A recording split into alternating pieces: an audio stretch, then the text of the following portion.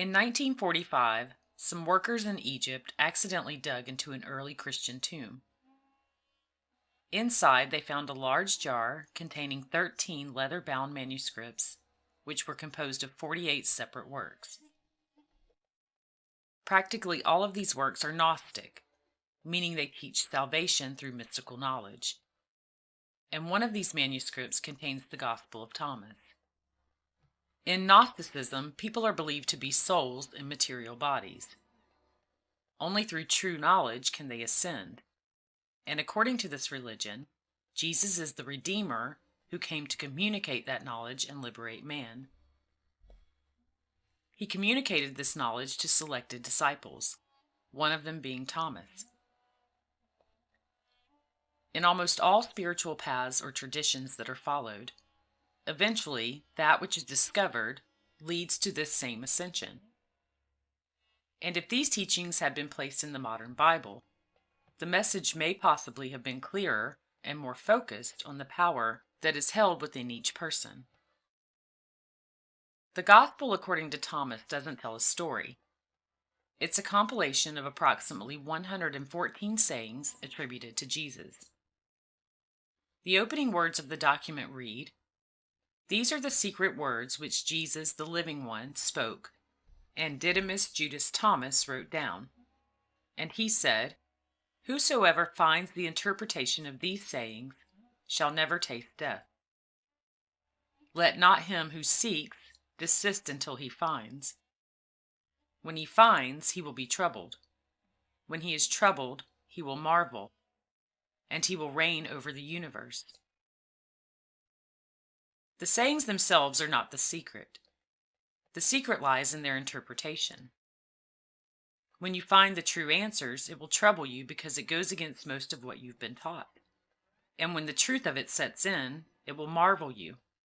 And then you will know your power, that you have supreme reign over your life and everything in it, that you truly can experience heaven on earth. The Gospel of Thomas has been eliminated from the Bible, and there are many explanations as to the reasoning.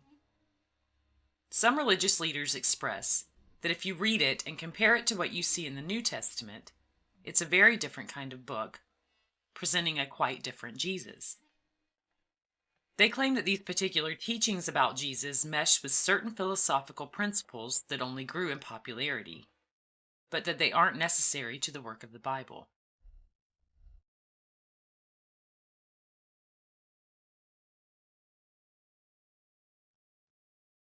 How many have heard of the lost Gospel of Thomas? The lost Gospel of Thomas. Some of you have heard of that text. Very, very powerful text. The lost Gospel of Thomas is powerful because it is believed to be the actual words of Jesus as he was teaching those around him how to use the power of human emotion in his life. And if the indigenous people know it, and if the ancient people know it, why don't we know it? What happened to our knowledge? Well, this is a very good question. And the answer is this. In our Western tradition, and when I say Western, I'm assuming that we are of the Judeo-Christian tradition, is what I'm talking about here. There was a time when this field and the language of emotion was part of our tradition. It was in our texts. Until the 4th century, the year 325 AD. In the year 325, something happened. Our texts were edited, and we lost tremendous amounts of information. The Emperor Constantine, in the early Christian church, with the early Christian Bible, had to make decisions. What information do we include? What information do we exclude?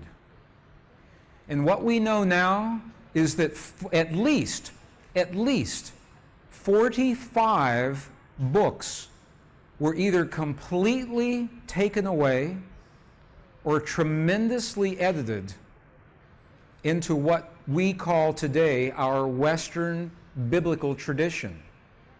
And when those edits were made, we lost the information that tells us everything is connected. We lost the information that tells us the language that speaks to this field. We know the information was lost because we are now recovering the information in the Dead Sea Scrolls, in the Nag Hammadi Library, in the Coptic texts. This is how we know this information was lost. When we find writings belonging to Jesus that are not recorded in our primary sources, but are consistent with the ones that are, we are inclined to believe that they do indeed come from him. However, when the sayings seem to be a bit inconsistent with other teachings, we are told they have been edited out due to validity, rather than the fact that they are the sacred truth intended to be passed into the hands of all people, but that have only been reserved for a few. Any spotlight on the belief that each person is filled with the same higher power as Jesus, rather than it being an outside force to be feared, would have changed everything we know about life and our entire history. Because we are each different does not make us separate. We are all a part of the same one consciousness, simply taking different forms. Here are some of the sayings of Jesus from the Gospel according to Thomas, and their possible interpretations. Verse number 3. If those who lead you say to you, "See, the kingdom is in the sky," then the birds of the sky will precede you. If they say to you, "It is in the sea," then the fish will precede you. Rather, the kingdom is inside of you, and it is outside of you. When you come to know yourselves, then you will become known, and you will realize that it is you who are the sons of the living Father. But if you will not know yourselves, you dwell in poverty, and it is you who are that poverty. This teaching refers to the consequences of believing that power is outside of the individual. If you believe that this ruling power belongs to someone or something else, then that thing will hold dominion over your life. However, when the realization is made of who we each truly are, the one consciousness that moves through everything, and that all power comes from within, we can live in an ascended and rich way. The kingdom is inside of you, and it is outside of you. You literally manifest your outside circumstances from within. If you will not know yourselves, you dwell in poverty, and it is you who are that poverty. The belief that outside events and people have control over a person's life keeps them from living the richness that is rightfully theirs. They manifest as they believe. Verse 27. If you do not fast from the world, you will not find the Father's domain. If we do not turn away from the things that disturb us and believe in the power within to change all things, we will continue to experience that reality in our lives. Verse 50. If they say to you, "Where did you come from?" say to them, "We came from the light," the place where the light came into being on its own accord, and established itself and became manifest through their image. If they say to you, "Is it you?" say, "We are its children. We are the elect of the living Father." If they ask you, "What is the sign of your Father in you?" say to them, "It is movement and repose." The word light is used to portray the origin of humans. The light is the consciousness of each person, manifested as a physical being. It is the all in all that exists as each individual. Consciousness lives through us as activity and awareness. Verse 77. Jesus said, "It is I who am the light which is above them all. It is I who am the all. From me did the all come forth, and unto me did the all extend. Split a piece of wood, and I am there. Lift up the stone, and you will find me there. This explains that the one consciousness lives within everything. What lives in him also lives within all other things. Verse 113. His disciples said to him, "When will the kingdom come?" Jesus said, "It will not come by waiting for it. It will not be a matter of saying, 'Here it is,' or 'There it is.' Rather, the kingdom of the Father is spread out upon the earth, and men do not see it. We have always had the power within ourselves, but we have lost sight of it. It is not something that we have to wait to experience. This consciousness is already a part of all things, including each person."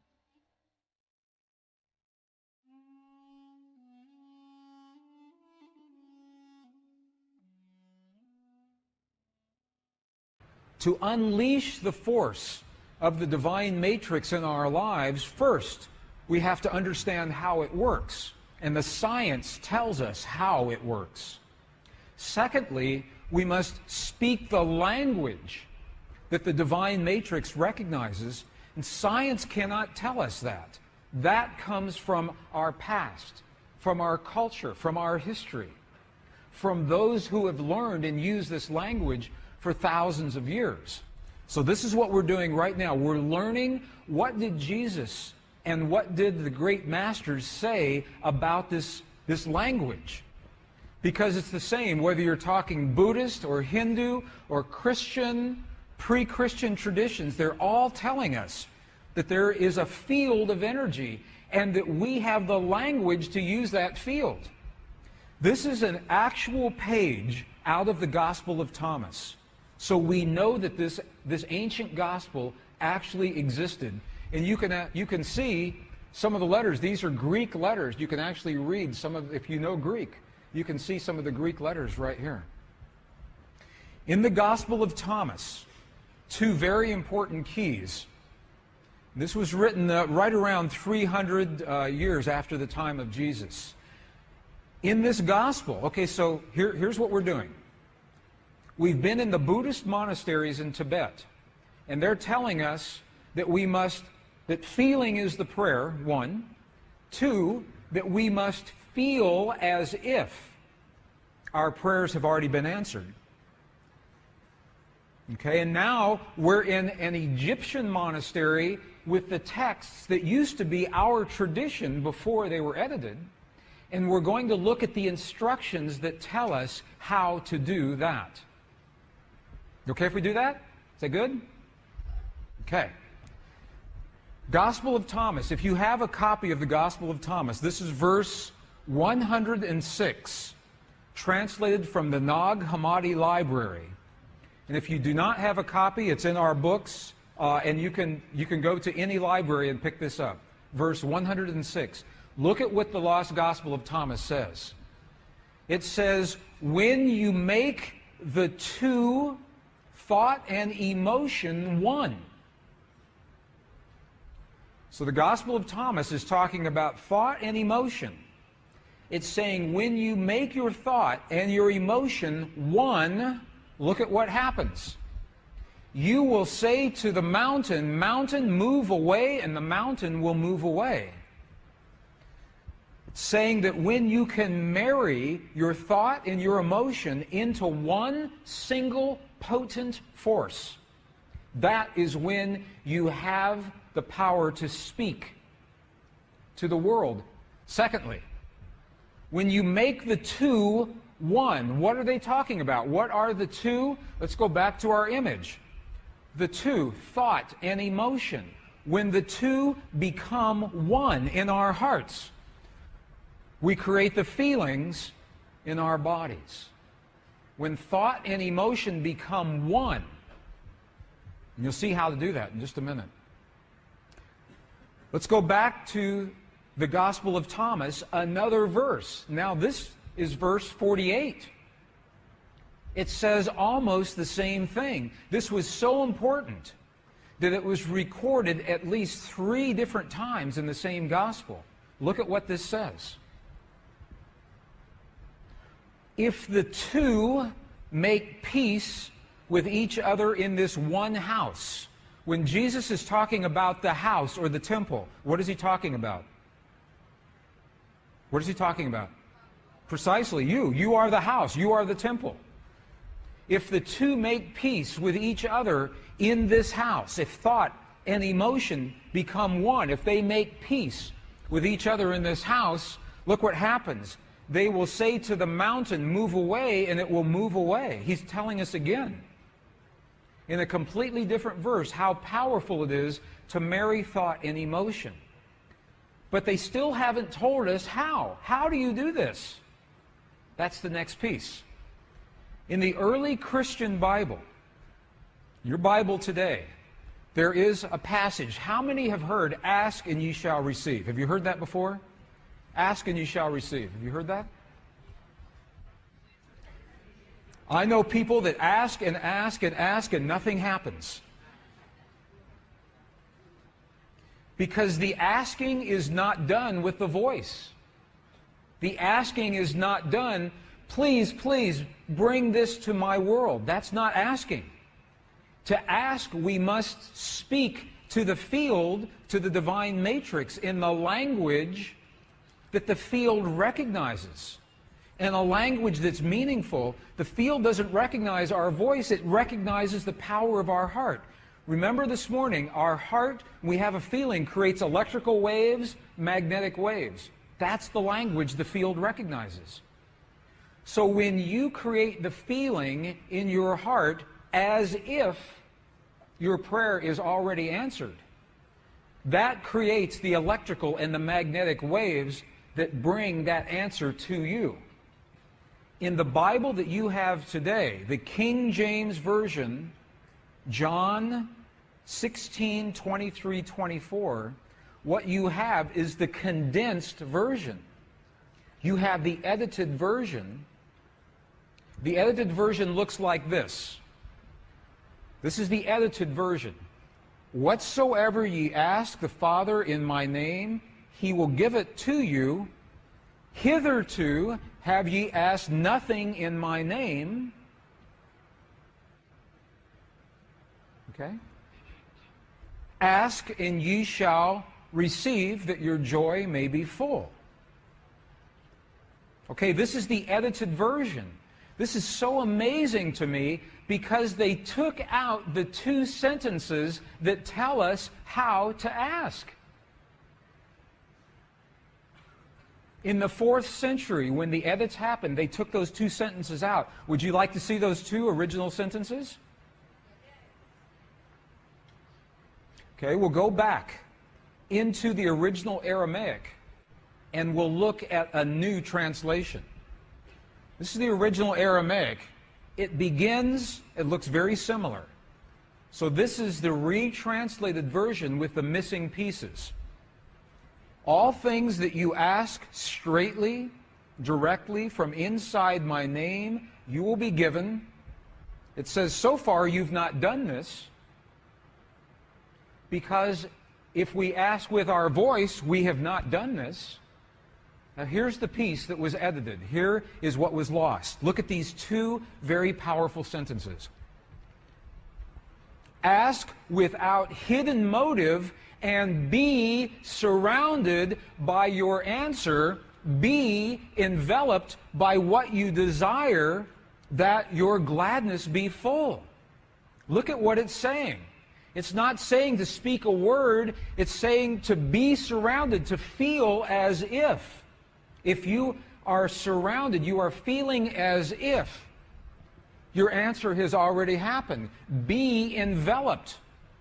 If you want the perfect relationship in your life, if you want the healing in the body of your loved ones, feel the feeling of what it is like as if that has already happened. Be enveloped by what you desire, because that is when your thought and your emotion become one. You think the thought of the healing in your loved ones, and you feel the love of that thought. They become one, And that is the language that this field recognizes. Does that make sense? Are you okay with that? You're going to see an example of this, another example here in just a moment. Ask without hidden motive. What does that mean? Hidden motive. Ask without judgment. This is precisely what the Buddhists are telling us. Ask without the judgment of the right or the wrong or the good or the bad. Ask without the ego. Ask from the heart. Is this meaningful to you? Is this helpful at all? Let me give you an example then. Because to be, if it says be surrounded, that means to feel as if. To feel as if. Now, if that sounds too religious, because it's from the Bible, we spoke this morning about Neville, the philosopher Neville, early in the 20th century. His book, The Power of Awareness. Look at what he says. It's the same thing. Neville says, you must make your future dream a present fact now by assuming the feeling of your wish fulfilled to come from the place that it's already happened. Now, this is what those practitioners did with that cancerous tumor. I want to just elaborate on this a little bit. When those practitioners healed the woman with her tumor this morning, they did not judge the cancer as wrong or bad or right or good. There was no judgment. They accept that tumor as a possibility, one of many possibilities, because in the quantum world all things are possible. So they didn't say, bad cancer, you must go away.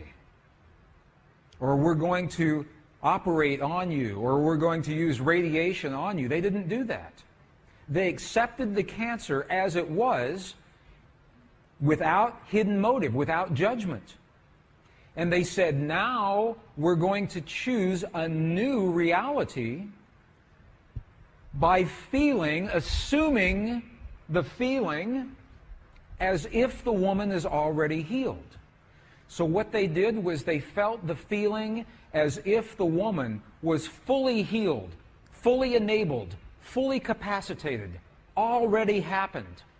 And the chant that they were using, wasa, wasa, loosely translates into the words, already done. Already done. And then when they got excited, they said, mate, mate, mate, means now, now, now. Not a year from now, not a month from now, not 5 minutes from now. Now, in the quantum world, now. And her body responded. It must. Physical reality must respond to the language that it understands. So in the Buddhist traditions, they are telling us the quality of the feeling. And in the Judeo-Christian traditions, they are giving us the instructions to be surrounded, to be enveloped, how to create that feeling. And when you put those all together, it's something that happens in our hearts, not in our minds. Feeling as if the prayer is already answered with no judgment and no ego, and feeling from the result. Feeling from the result as if it's already happened. Are there any martial artists here in the room? Karate experts? I studied martial arts when I was in my 20s and 30s, a little bit in my 40s and 50s. Have you seen martial artists when they demonstrate their focus by breaking a concrete block? Have you seen that? You've all seen that before, right? Okay, here's the secret. Here is the secret to breaking that block. When the martial artist is focused on that block, the very last thing that they are thinking is about their hand hitting the block. Because if they think about that, they know it will hurt. So they focus on what happens after their hand has passed through the block. as if it has already happened. They focus on a place below the block and feel the feeling as if their hand is already in that place. That is a metaphor, that is an equivalent for what we're doing with the power of emotion. Feeling as if the experience has already happened. The Gospel of Thomas represents our connection to consciousness and all that is.